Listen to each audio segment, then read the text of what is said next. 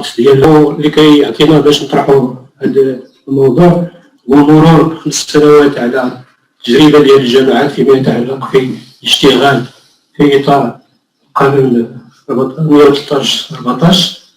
ثم ما دفعنا الى طرح السؤال هو الارضيه التي وضعتها هذه الندوه، وهي يعني التفكير في اللي خلانا نشاركوا بهذه المداخله وطرح هذا السؤال اللي هو سؤال مدى استقلاليه الجامعات في تدبير. اللي بطبيعه الحال هذا السؤال غتفرع عليه مجموعه من الاسئله اللي غادي تشوفوها امامنا. بالنسبه للدواعي اللي خلاتنا نطرحوا هذا السؤال هو المستجدات ديال دستور 2011 اللي كيرتكز على انه نص على ان ارتكاز التنظيم الجهوي والترابي على مبدا التدبير الحر. ثم المعطى الاخر هو توفر الجامعات على موارد ماليه ذاتيه وموارد ماليه مرصوده من قبل الدوله. وما المقتضيات اللي جابها القانون التنظيمي ديال 14 متعلق بالجامعات، حيث نص على ان الجامعه تتمتع بالشخصيه الاعتباريه والاستقلال الاداري والمالي. والدافع الاخر اللي هو تكليف الجامعه بمهام يتعلق على تقديم خدمات القرب للمواطنين والمواطنات في اطار الاختصاصات المسنده اليها. وهذا التقديم ديال هذه الخدمات يستدعي بالضروره التوفر على موارد ماليه، بالاضافه الى انها مطالبه بتخطيط واحد برنامج عمل غتكون مسؤول عليه امام الساكنه. باختصار غادي نذكروا بالموارد الماليه للجامعات والمصادر ديالها، ولحد القانون التنظيمي المتعلق بالجامعات استنادا الى الماده 116 من الدستور، بانه تتوفر الجامعه لممارسه اختصاصها على موارد ماليه ذاتيه وموارد ترسلها لها الدوله وحاصلات اقتراضا. وحتى في اطار مثلا اذا كانت الدوله غتلقى واحد الاختصاص من الاختصاصات ديال الجامعه فهي مطالبه بنقل اعتماد مالي لتغطيه هذا الاختصاص. بالنسبه للموارد في صدر الماده 174 من القانون التنظيمي، يعني مجموعه من الموارد والمصادر ديالها. كاين حاصله الضرائب وحصص الضرائب المخصصه للجامعات بمقتضى القوانين الماليه، حاصله الموارد المرصوده من الدوله لفائده الجامعات برسم القوانين الماليه، حاصله الضرائب والرسوم للجامعه في تحصيلها طبقا للتشريع الجانبي للعمل، حاصله الاتاوى والمحدثه طبقا للتشريع الجانبي للعمل، حاصله الاجور على الخدمات المقدمه طبقا لمقتضيات الماده 92 من القانون التنظيمي المتعلق بالجامعات، حاصله الغرامات طبقا يعني القوانين التشريعيه الجانبه للعمل، حاصله الاستغلال الاتاوى وحصص الارباح. يعني مجموعه من المداخيل نظرا لعامل الوقت ما غاديش نفصلوا فيها، ولكن غادي نهضروا على انه في اطار ملاحظه هذه الموارد لقينا بانه السمه الغالبه على هذه الموارد التدبير ديالها هو التعدد. كاين تعدد في الكم 11 رسم و14 اتاوى، وانا كنهضر ديما على الجامعات ماشي الجامعات الترابيه. عدد غير محدود من الاجور مقابل الخدمات، موارد مقرره في اقاويل وانظمه اخرى.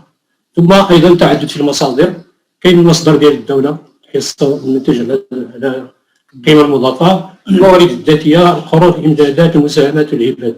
وكاين تعدد ايضا في المتدخلين، السلطه المواكبه اللي هي السلطه المكلفه بالداخليه، ومصالح الخزينه العامه للمملكه، مصالح وزاره الماليه، المصالح الجماعيه، الامر بالصرف والمجلس الجماعي. وكاين تعدد ايضا في قواعد الوعاء، كنلقاو بانه كل رسم ولا كل اتاوى عندها قواعد دوليه الوعاء ديالها. اذا كاين واحد الاختلاف والتنوع والتعدد. كاين ايضا في اجراء التحصيل، كل رسم عنده اجراء التحصيل ديالو. كاين الرسوم اللي كتحصل سنويا، والرسوم اللي كتحصل فوريا، والرسوم اللي كتحصل ربع سنويا. وايضا في ما يتعلق باجراءات المراقبه والمنازعه، كاين واحد المصادر متعدده كثيره جدا.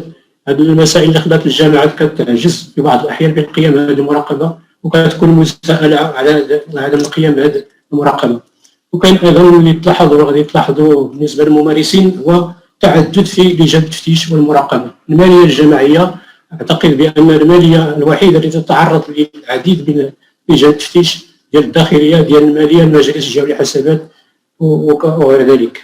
ثم القوانين التنظيميه منظمه يعني الموارد كثيره جدا، نذكرها بسرعه. كاين القانون التنظيمي، القانون رقم 7/06 9/07 المرسوم ديال المحاسبه، كاين ديال المسؤوليات الصرف، مدونه المحاكم الماليه، مدونه تحصيل الديون العموميه، والإحالات في قانون 47 الذي تم تغييره بالقانون 027 كنلقاو بأنه مجموعة من الإحالات في هذا القانون، إحالات على القانون ديال التعمير، على قانون السياحة، على قانون المقاليد، مجموعة من الأحكام، إضافة إلى أن الموارد المالية للجامعات مرتبطة أيضا بقوانين المنظمة للأملاك الجماعية، مرتبطة بقوانين المنظمة للشرطة الإدارية والصفقات العمومية.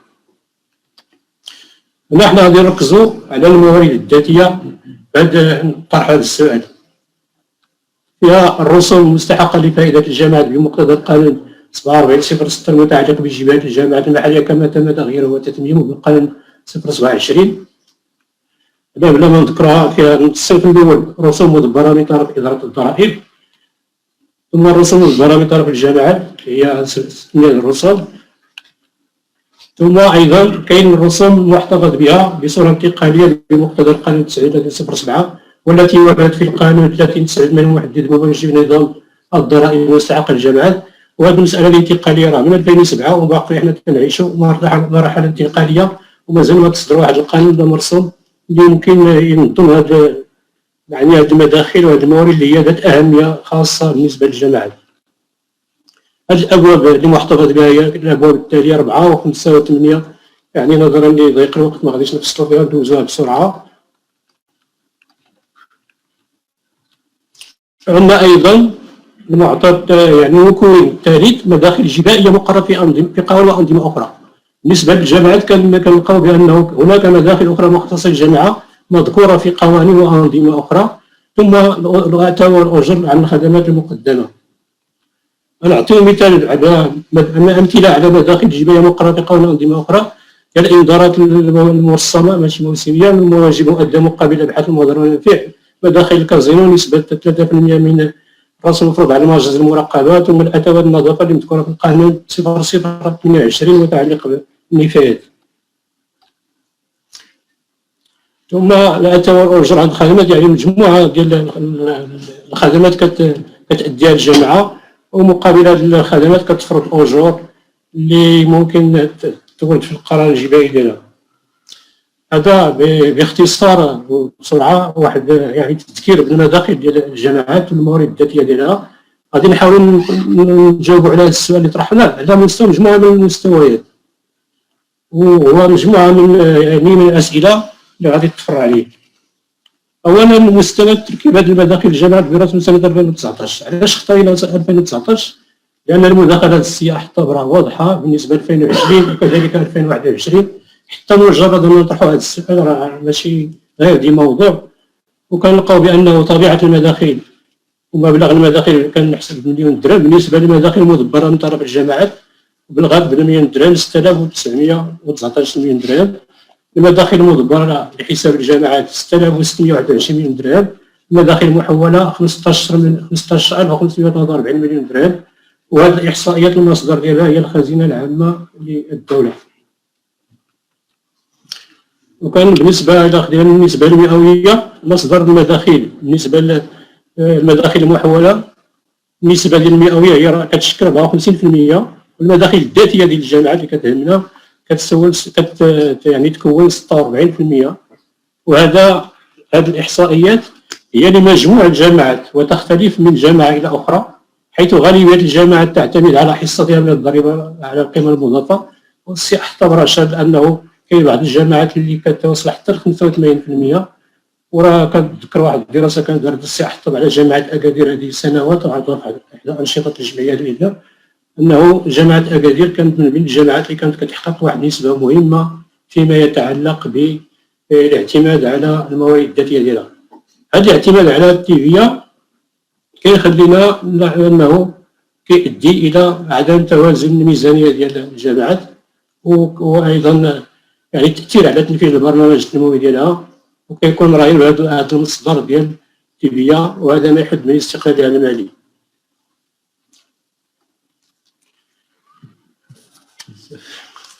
ثانيا المستوى التشريعي. بالنسبة للمادة 71 من الدستور صراحة على أن القانون يختص بالتشريع فيما يتعلق بنظام الضرائب ومقدارها وطرق تحصيلها، لكن مبدأ التدبير الحرية فعلا التساؤل: ما هي الحدود التي يمكن الجماعة أن تتمتع فيها بحرية القرار فيما يتعلق بالتسيير الذاتي الجبائي؟ هذه الحدود تتمثل وبشكل حصري في تحديد أسعار وتعريفات الرسوم إذا لم ينص القانون على أسعار وتعريفات ثابتة. حتى في حالة ما ينص القانون يعني تعريفات وأسعار ثابتة لا يكون مجال هناك لتدخل الجماعة، يعني هو اختصاص مشروط في حد أدنى وحد أقصى يخلي واحد الهامش ديال التصرف بالنسبة للجماعة بقرار يصدر الآمر بالصرف بعد مصادقة المجلس الجماعي ويسمى القرار الجماعي.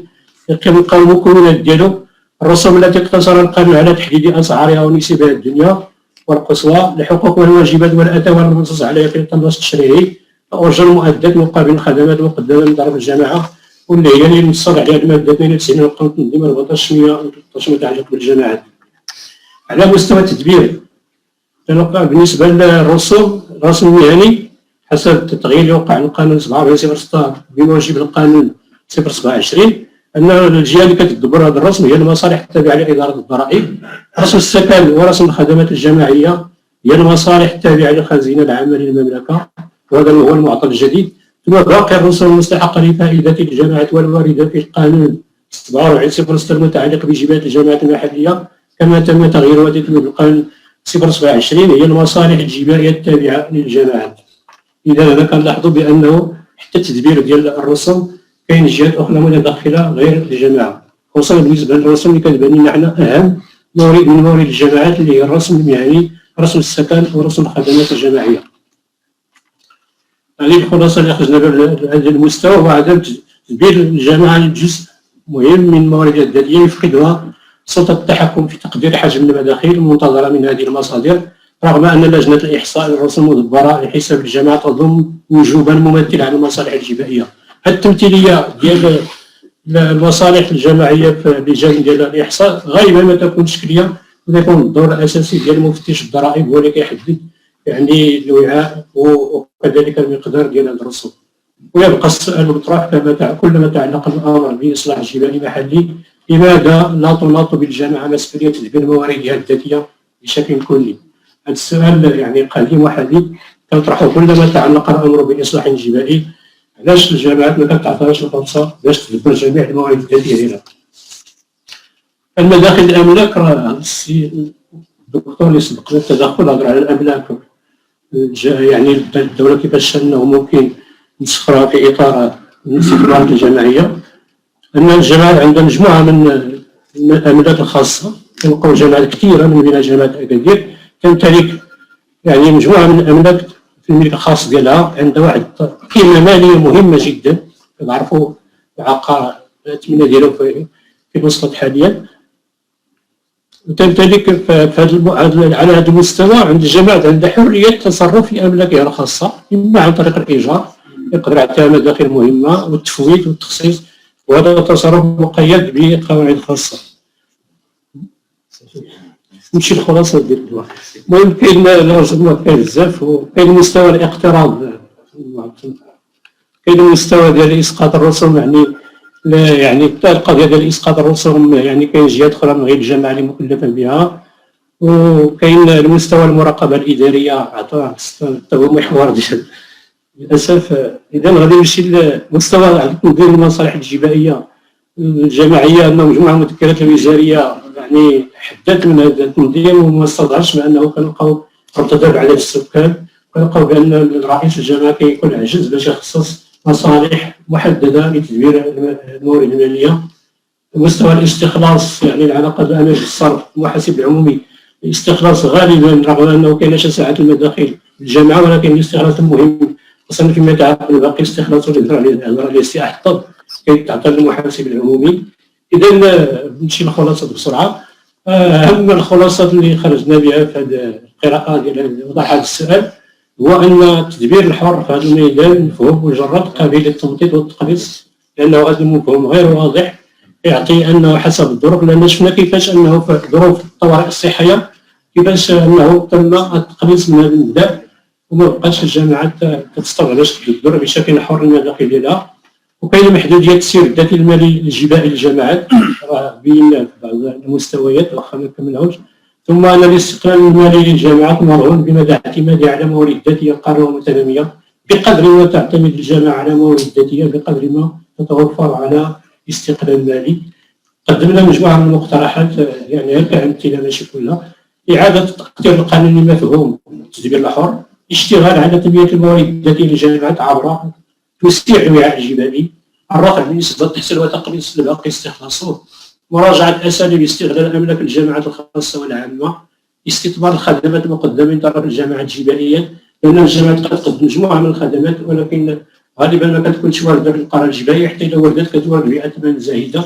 رقمنة تدبير الموارد المالية للجامعة، تكوين المدخل بالموظفين، ثم توظيف القروض في برامج تجمع بين الاستجابة للمتطلبات التنمية وتنمية موارد الجامعة، واستحضار المعيار المرغوب عند إحدى الشركات التنمية المحلية، توضيح العلاقة بين المنتخب والمعين في إطار اللامركزية، يعني المراقبة لإدارة تأشير المقرض التوقع المالي، استثمار الإمكانيات المتاحة قانونيا لتعبئة الموارد المالية، الشراكة والتعليم ذات الهبات والوصايا. استسمح. شكرا استاذ.